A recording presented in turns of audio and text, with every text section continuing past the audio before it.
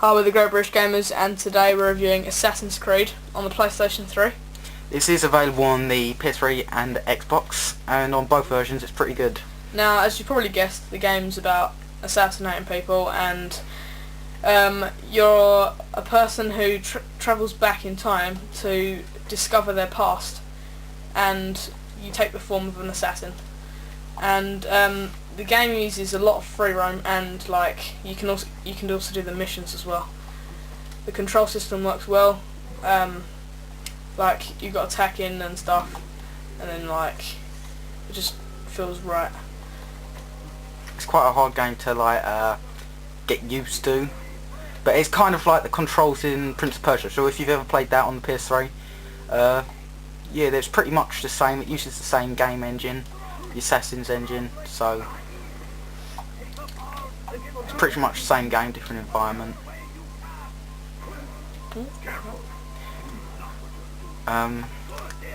The graphics are quite good, and the sound, I really like the music in this game. It really suits it. Eerie. Yeah. I mean, up in the corner you've got a sync bar, which is basically your life meter. When that runs out you die, but in this game they call it being unsynced. You've also got an alert meter, so when it starts flashing, you've got someone watching you, and when it starts going red, you've got people onto you, and you've got to either kill them or outrun them, hide. Now you can do cool things within let me just drop down here.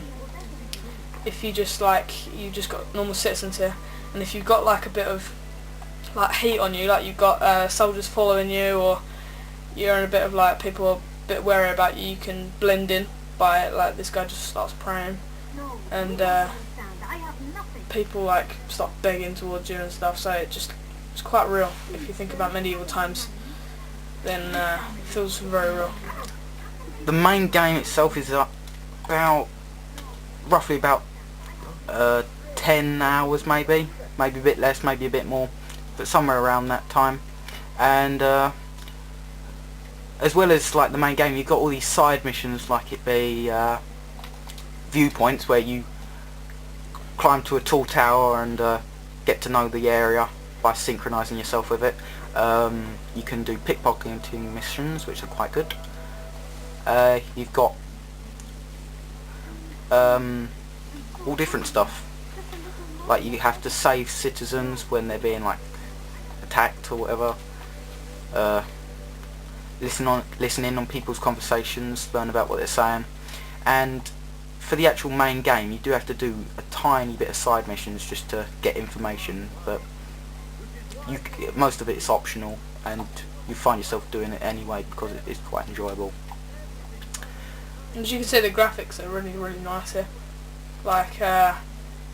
Just the sun and everything just looks, and because it's quite a dry area a lot of the time. Just a nice looking game. Yeah, it looks good. I mean, people have said that the PS3 version of the game suffers from frame rate issues, but from what I've played, I haven't actually experienced any. So if you're worried about that kind of thing, the PS3 version's not going to be as good, no, it's fine. So if you want it on the PS3, it's almost exactly the same. The only real difference is the controller you're using, and it's fine whatever way. You see, I'm going to lob a knife at someone. One thing I do like about this game is the amount of freedom it gives you, because you've got the quite linear story path, but you're given a lot of freedom around that. So it kind of reminds me of GTA, where you got the free roam. And you can do your own thing. And then the missions as well. Yeah, and you can do your own thing or do the missions. So if you're stuck on a mission and you're getting a bit fed up or a bit bored, just resort to the free roam. So it reminds me of Grand Theft Auto in that respect. This game does have Xbox achievements, but it doesn't have PS3 trophies, because, well, this game was made before trophies exist, but there's no patch being released to add them to the game yet, which is a bit annoying. I'm just trying to get as high as possible. If you climb that tower there, you can synchronize yourself with the environment, and what it does is, when you pause the game, you can look at the map, and if you haven't synchronized itself with that part, it doesn't show up on your map as well, so it's not as clear, so that's quite cool. Like here you're hiding in like a hay barrel. What is it? Yeah, hay barrel thing, yeah. So you can hide from people when they're chasing you or whatever.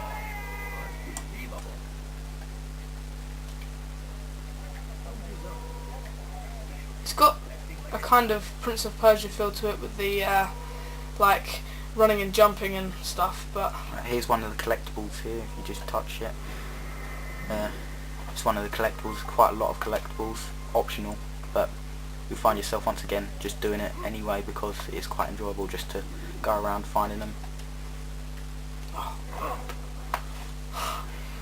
I don't really play this game that much, so it's not the hardest game I'd say, but just in general it's not a very hard game if you are good at games, but I don't know.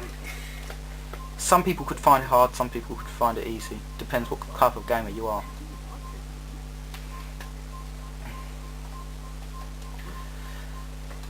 It might not be everyone's kind of game just because of the style of this free roaming kind of environment. It's got, some people might find it a bit repetitive, just the nature of the game, doing one thing, assassinating someone and just repeating the same thing. For me it's fine, but for other people they might find it a bit repetitive, so you got to think if you get bored with games easily or stuff like that. I mean, if you look in the corner there you can see there's a radar. That's actually pretty useful and it does work well. And in the other corner you've got all your weapons. Like we've got knives, throwing knives selected at the moment, but you can have swords, assassination, hidden you've swords. got like, yeah, you've got sword. So like, if you're down in the city and you get attacked by people, you've got assassination sword, so you can attack someone behind and like slit their throat or whatever. And just got fists. I'm gonna stick to throwing knives, just in case you get caught out on top. So I'd recommend this game if you've ever played Prince of Persia on the PS3, definitely get this, and you've enjoyed it, give this a try because it's pretty much the same game, different environment. If you're into like, I don't know, it feels a lot like Mirror's Edge in the sense that you're free running like this. But obviously it's not like first person. Yeah, it's not like first person thing, just because of the free running element in it. But aside from that, it's pretty much its own unique game. So it is a good game, and it's one I'd recommend. One thing I can fault about this game, I'd say, is the combat.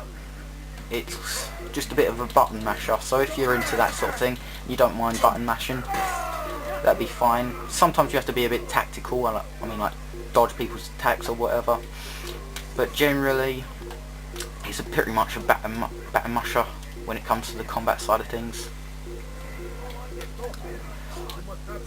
So yeah, I'd recommend this game to anyone who likes the look of it.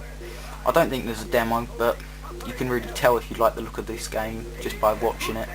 It's quite an enjoyable game to watch. So yeah, I hope you enjoyed the review. Don't forget to rate, comment and subscribe. And we'll see you next time.